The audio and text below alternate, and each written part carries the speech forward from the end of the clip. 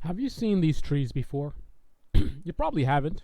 And if you've been watching a lot of videos from other channels, people commenting about what happened with the Trump shooting and definitively saying the Secret Service screwed up or the local police screwed up or it was a setup or it was staged or all kinds of different things and definitively saying this was a complete failure and there was many mistakes made and blah blah blah blah with such confidence. One thing that you need to take note of is that almost none of these people have even spent any time doing even the basic level of analysis of the situation. What happened? When did it happen? How did it happen? In contrast, and you can tell me if the other people commenting on this have done things like this. This is me taking a casual look at the situation. I will talk about this tree in a second. Stay with me. But this is my casual analysis. Not really digging that deep. This is a loose level of analysis and see how deep it goes and compare it to other people who are just reading their Twitter feeds and repeating what they have read. So I took a look at satellite maps of the location. I identified the building where the sniper teams were, the Secret Service sniper teams. There was one team on this building on the left, one team on the right. You have the sniper and a spotter.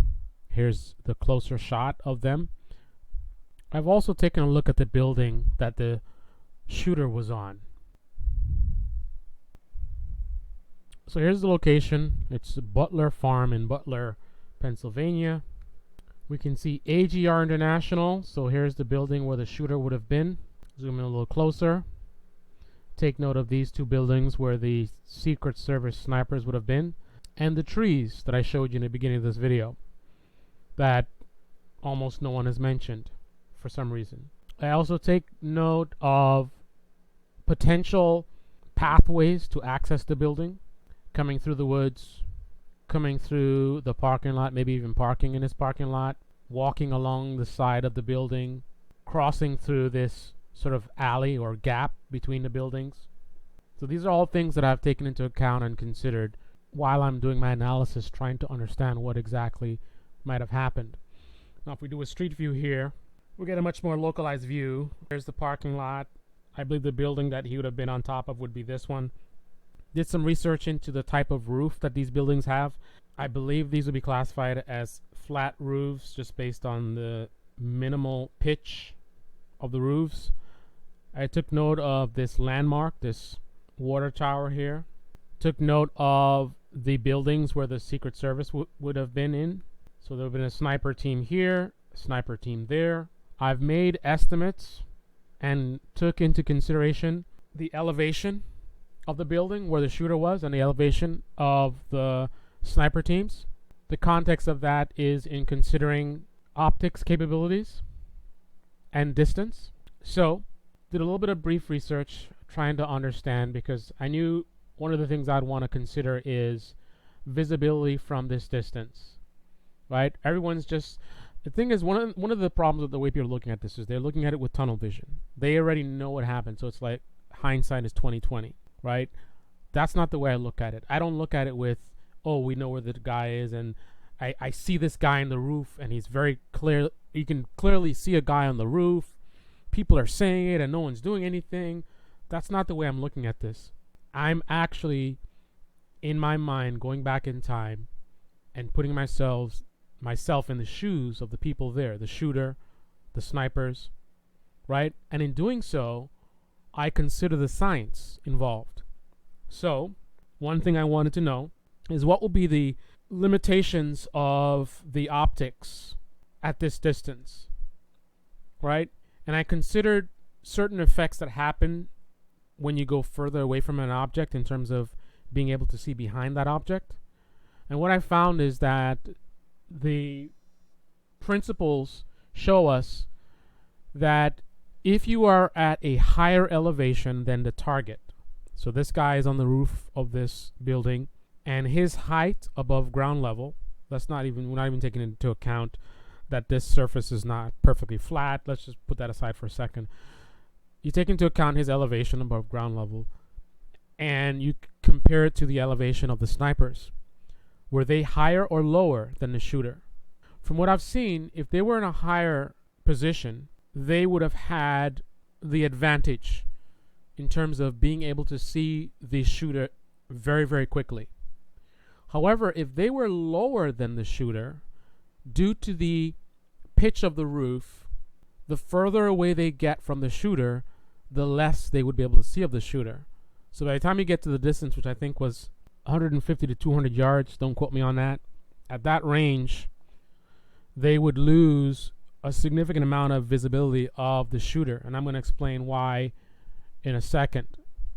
But these are all things that I've considered and went through. Take note that this photo, again, attention to detail. This photo is not a recent photo. You see these trees don't have much leaves on them. So we are in mid-July, so these trees would have a lot more leaves on them, which would present a potential issue for at least one of the sniper teams. The sniper team to the right would have had potentially visibility issues with that specific building. They can see a lot. They can cover a lot of area. They're covering a 360 area more than likely. I don't know their specific protocol, but more than likely they would have been tracking a wide area, probably focused on the highest risk areas. The sniper team on the other side, however, I believe would not be obstructed by the trees. So it would be the sniper team here on the left would be the ones that would have the ability to see this guy on the roof. I also went on the other side of the building. So I believe the roof, there's the water tower again. The roof that he would have been on would be this building. People said he was going roof to roof. I can see how that could have been done. And this is one of the reasons why I focus a lot on local law enforcement as far as being the issue, because they were the ones covering this area, not the Secret Service. Now, moving around in this general area, there's kind of an alley back here as well. So he could have come in through there's a parking lot on the other side. He could have maybe walked through this gap here, gotten on top of the building. Now, one of the concerns I have is, supposedly he bought a ladder. If he brought the ladder and used that ladder to get on top of the building, did anyone see him doing that? How was he able to carry a ladder and not draw enough attention? Well, he did draw attention at some point. They did see him, I think, close to where they were doing like a bag check or something, and they flagged him as suspicious. I would want to know the details of what they did next and who they told this to. But somehow he got to the building carrying a ladder and presumably a duffel bag. Someone else is telling me he was open carrying, but that doesn't make any sense to me. I don't know. Regardless of what the laws are in Pennsylvania, I mean, a former president is speaking in a very close distance to this. The idea that someone's just roaming around open carrying a weapon and not being totally scrutinized by the police, I just don't. But anyway, I want to stick to what we know. Somehow he got to the building, but once he got here, I see a lot of ways for him to get around. See where the snipers are? The Secret Service snipers are? They're at a lower vantage point. Again, everyone who's just looking at a video that has a good vantage point to see the shooter, right? So they're looking at a video where you can clearly see the shooter on top of the building. And then they're projecting that onto the Secret Service snipers in terms of what they can see. But the Secret Service snipers were not there. The videos that you see where you see the shooter on the roof, those are local videos. Those are videos taken close to the building from a location where you can easily see him up there. However, the snipers would have been at a disadvantage because this building appears from this photo to be higher. And I did estimates on how tall this building is, basically using objects like windows. What will be the standardized height of a window like this for a building of this type? And then you do the calculation of how many windows can fit in this space, and that's how you can figure out the height of that building. Do the same thing for these, but you can make a visual estimation that he had a higher vantage point to the snipers, which means He could be running around and jumping and singing songs, walking all here, walking on top of this, walking on top of this, and there's no way that the Secret Service snipers are going to see any of this stuff, right? I even took a look at the building and I looked at roof pitches. I estimated that building has a 1/12 pitch. You can see here there's various pitches of buildings, and by my estimation it's either a 1/12 or a 2/12, something like that. The reason that is that's relevant because I'm actually trying to understand what actually happened. I'm actually trying to see through the eyes of the sniper. Almost no one else is doing that, right? They're just like opinionated and looking at stuff on Twitter and confirmation bias. They have their idea of what they think happened. I don't have any idea, or rather I didn't start with an idea of what I thought happened. Like, I have this instinct. I started with a clean slate. I processed as much data that was available to me. I quickly focused in on the local law enforcement, but I have a lot of blanks that I need to fill in, and we discussed in a previous video in terms of the jurisdiction of Secret Service versus the local, in terms of what the protocols were, what the Secret Service told the local law enforcement to do, what the Secret Service had in terms of expectations of the local law enforcement.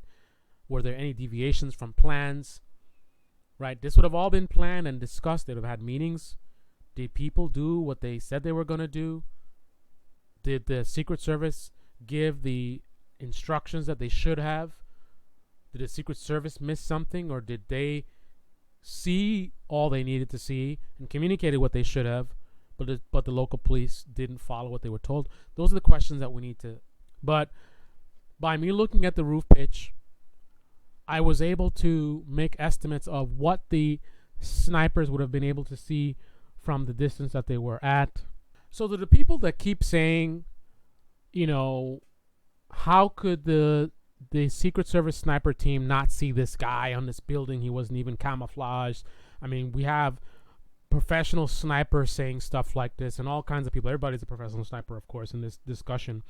People making all these types of comments, right? Here's my answer to these ridiculous statements that clearly show that people are not living in the moment in terms of the day of the event, right? They're not putting themselves in the situation. Where was the sniper? Were they higher, lower, same elevation? How far away? What were they looking at? How were they looking like? What would things look like in a binoculars? What would they look like in a scope? What would be the field of view? Scope versus binoculars. What will be the area focus in terms of what they'd be focusing on looking? What will be their scan pattern in terms of, are they just looking left, right, left, right, left, right? Or did they have a system of, you know, the 5 most likely threat locations, and they're just rotating? Building 1, building 2, building 3, hill 1, right? Parking lot 3, parking lot 6. So it's like hopping from location. Location 1, location 2, location 3, location 4, location 1, location 2, location 3. Like, I don't know what their pattern is, but I'm thinking about things like this. I'm trying to understand what was happening, what were they doing, what were they seeing, right? In order for us to understand what happened, we need to be the Secret Service snipers, right? That means being where they were, seeing what they would have seen, right? We need to be the shooter. Think about what the shooter would have been doing. What were the steps that he would have had to have taken from the time he got on top of the roof to the time that he pulled the trigger the first time? Most people talking about this have not even thought about that. And that's basics, right? If you're going to investigate this, you need to go through the motions. You've got to analyze the bits and pieces. It's kind of like a puzzle, and you need to get all the pieces, as much pieces as possible, to complete the picture. And that's why I don't want to draw conclusions. I have suspicions of the local police failure, but I don't know enough information to draw that conclusion. I'm missing too many pieces of the puzzle. So over time, I'm getting more and more pieces, and the picture is getting more and more clear, and at some point, we can have a better idea of what went wrong. But let me illustrate for you. So people saying, why didn't they see, how couldn't they see this guy on the roof? So you are now the Secret Service sniper, right? Let me tell you what's happening right now. The shooter is on top of the roof right now. Why aren't you taking him out? The shooter is walking up the slope of the roof. Why are you not doing anything? Why is the Secret Service sniper just hanging out? This must be a setup, right? This is a setup. They wanted Trump to get killed. That's why they're not doing anything. He's actually loading his rifle right now. He's preparing his weapon to fire. And yet the Secret Service snipers are just hanging out doing nothing. It must be some kind of inside job conspiracy, right? Why is it that the sniper is not doing anything? So the shooter is about to fire their first shot, right? And the Secret Service sniper is still just hanging out, doing nothing. Can't they see this guy on top of the building? What's the problem? Why aren't they killing this guy? The guy is about to aim his gun, right? He's about to aim his gun. He's seconds away from firing his first shot, and the Secret Service is just hanging out, right?